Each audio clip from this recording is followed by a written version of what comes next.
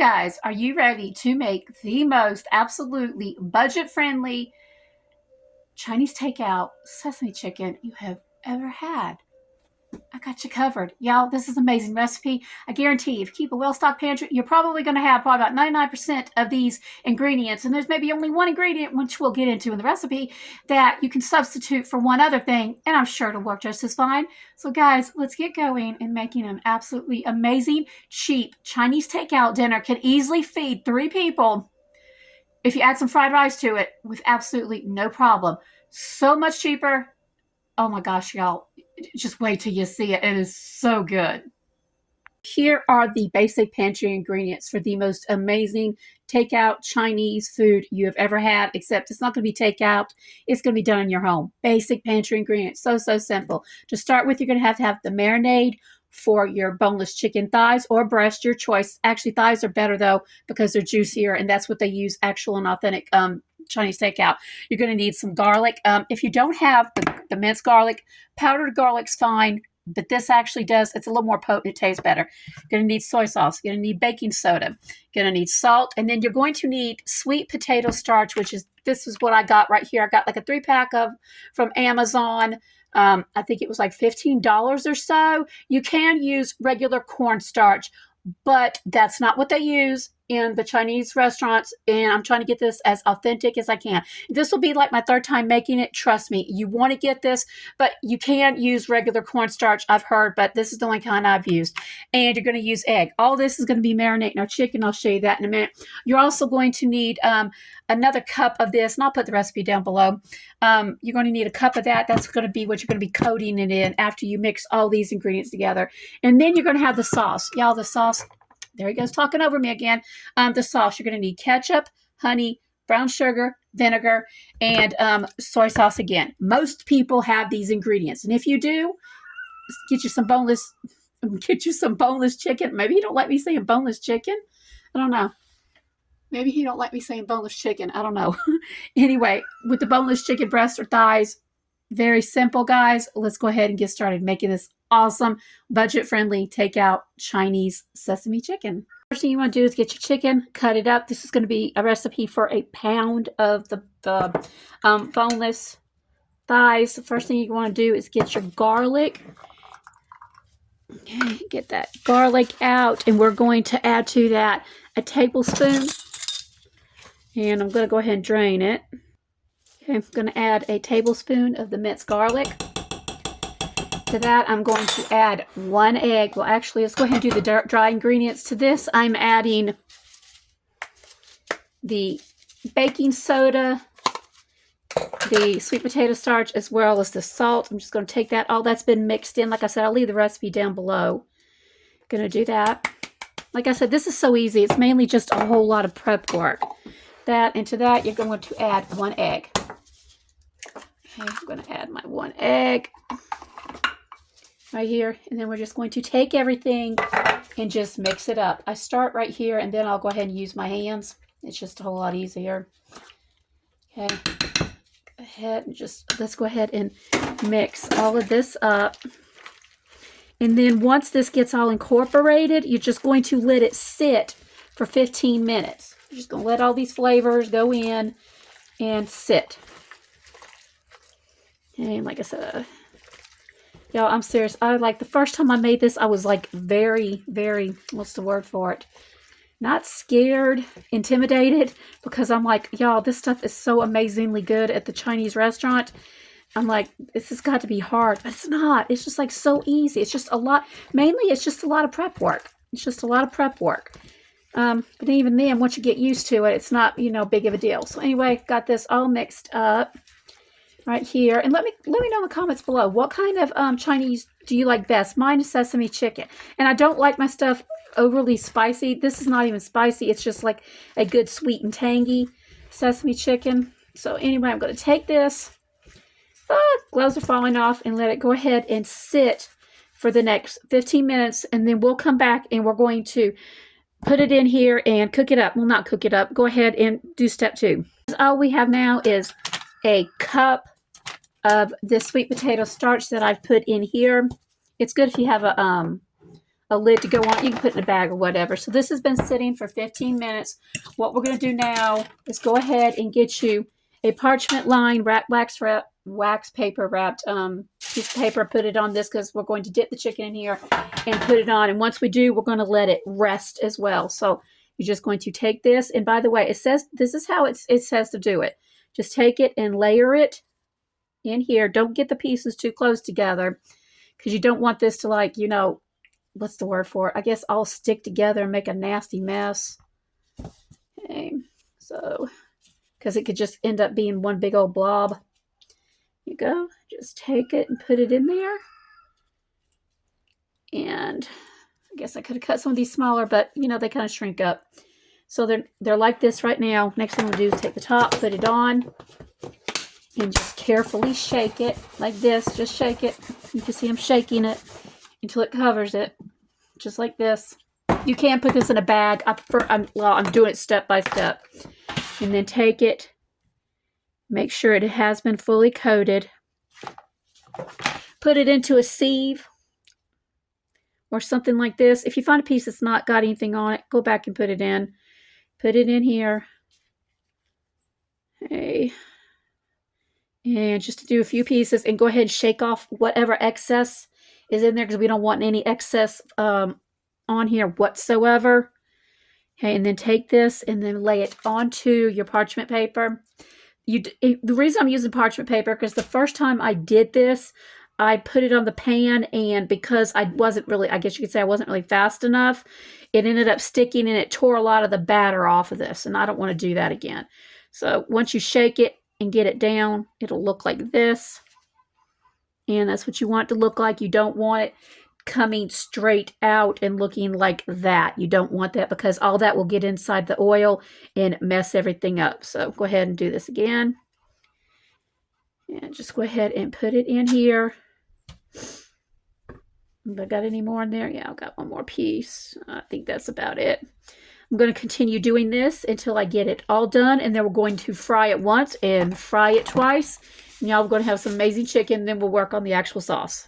That's the next thing you're going to do once you've done all your chicken like this, you're going to go ahead and start frying it. Now, the original recipe calls you wok. You don't have a wok. You're just going to fry these up. So, you know, just take them and put them in. Not sure. I'm going to go ahead and wait. I wasn't sure it's hot enough because you want to make sure this is hot. You're going to cook these probably about, you want to fry these up about 2 or 3 minutes on each side. Try not to crowd it. If you've got a deep fryer, that would probably be a whole lot better to use, but this is just how I'm doing it. Okay, I'm going to fry these up, turn them over. Try not to crowd the pan. Yeah, and just, here we go. And then once I do this, I'm going to fry all of these up right here. I'm going to fry all of these up, and once I get done frying all these up, I'm going to rest for a few minutes, and then I'm going to double fry them to give them that extra crispy flavor with it. Okay, go ahead and turn them over. Probably need to turn that a tad bit down. Y'all, I'm really having issues with this oven of mine. These burners, they drive me nuts because it doesn't keep the temperature regulated. So this is pretty much what takes the most time is the actual frying of the chicken. Don't worry about it getting completely done because you're going to double fry it again. And once you double fry this again, it's going to be amazing. As these have been cooking for roughly a minute, I'm going to take them out. They cook relatively fast. Some of the pieces are bigger than others. And that's another thing. If you try to get the pieces more uniform, the better. That way they all cook evenly, which you can see here. I did not do that. But they're not golden brown, but that's okay because we're going to go back in a minute after I get all this cooked up. And after I get this other batch cooked up, and I probably need to cut that one. Anyway, I will get this and we will double fry this to give it its extra tenderness. So here is all the chicken all done. We're going in for a double fry, which means I'm taking this when this heats back up again, and I'm going to put it in there and get it as golden brown as I possibly can, a whole lot more than it is right now. And it'll finish cooking if I didn't do to begin with, but most of this is pretty much already done anyway. So very important, keep your oil as hot as you can, which has been my problem because my oven keeps going up and down the temperatures with it. So let me try putting a little piece in there and see if it's at the right. See, no, it's been on high, but it's gone down again. But anyway, I'm going to go ahead and just let that stay in there. Be my little guinea pig. And we'll go ahead and start double frying this. That's basically just take this, put it back in there, and double fry it. I'll show you the difference in what it looks like before it's double fried. This right here, as you can see, is a whole lot lighter than this one. Here is double fried right here. You can see it's like, ooh, I gotta be careful. It's really hot. It's like really crispy looking, whereas this is just pretty much dull. So if you like compare the two pieces right here, that's what's going to be extra crispy when you put that sauce on. You do not have to double fry it as long as you know you get it done. But like I said, I'm trying to follow this recipe as authentically as I can.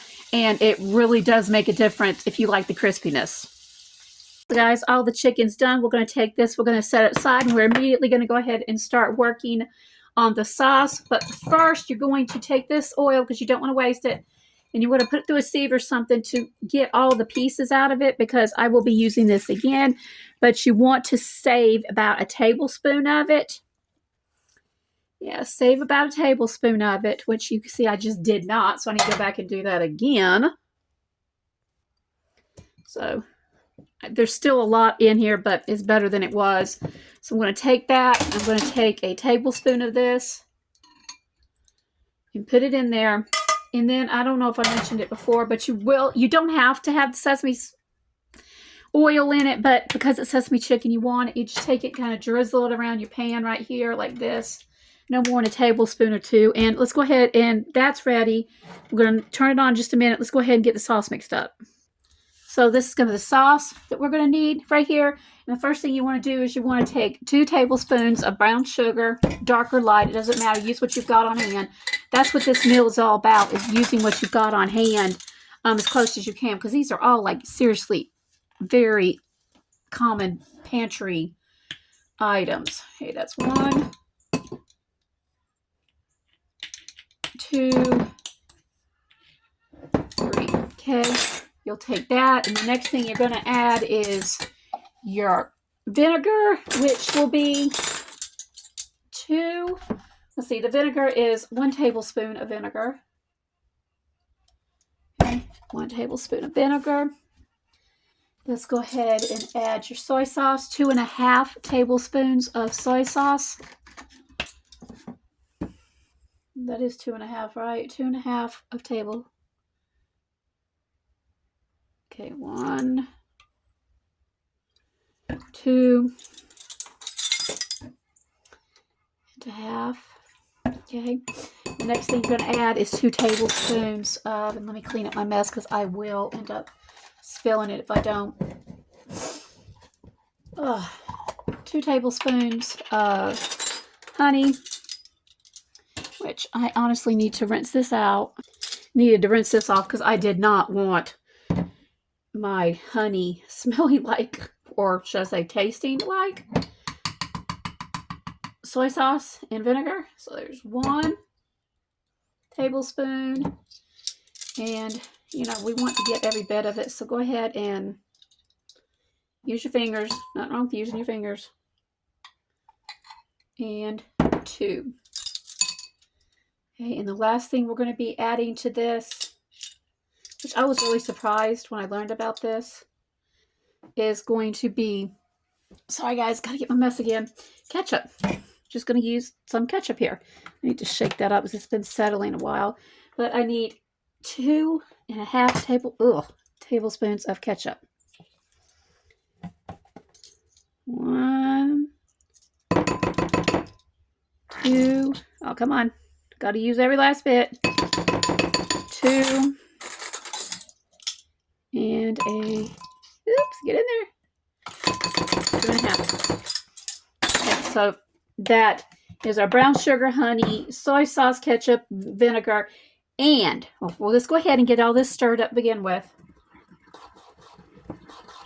Just get this stirred up right here, and then we're going to add to it 3.5 tablespoons of water. So now we're going to add 3.5 tablespoons of water, which this should be the exact amount. 1, 2, 3, and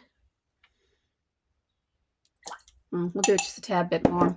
I thought I had it measured out, but 3½ tablespoons, and then you're going to add 1 teaspoon of your sweet potato starch. Okay, take that, go ahead and get it all mixed up. While that's mixing up right there, go ahead and turn your oven on to high. Okay, turn it on to high. Get all this mixed up right here. It's been heating up. Go ahead and take your sauce, pour it into the pan, and you're just going to cook it until it thickens. This is what's going to make your sesame chicken absolutely amazing. So it's going to have to come to a boil. So let's let this come to a boil.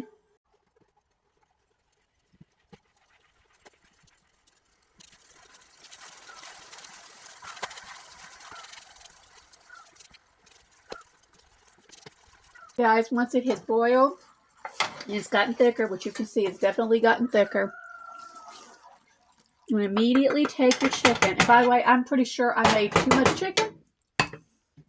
Put it in here. Bring this over as much as I can. Just add your chicken in here. And I want to make sure, I think I may have added not enough.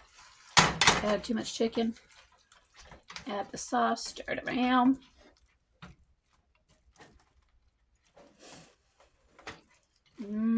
Yeah, this is amazing. Yeah, I definitely, this sauce, make sure I made is enough for 1 pound. I think I definitely did cook more than a pound, which is fine. It's just not going to be oozing with sauce, but everything is covered beautifully. And here we go. Here we go. Looks like this. Make sure I'm getting every little ounce, last drop of that sauce. Here you go. And to top it off, it cannot be sesame chicken without adding a few sesames. So here you go. I'm going to show you just how good this absolutely looks. Y'all, this is so amazing. We'll get some, put it in a bowl. So guys, here is my sesame chicken. I'm going to try some for you.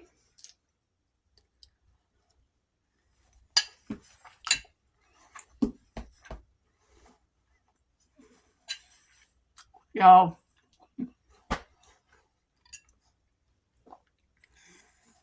this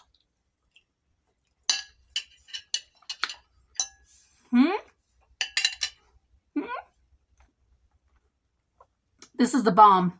This is so amazing.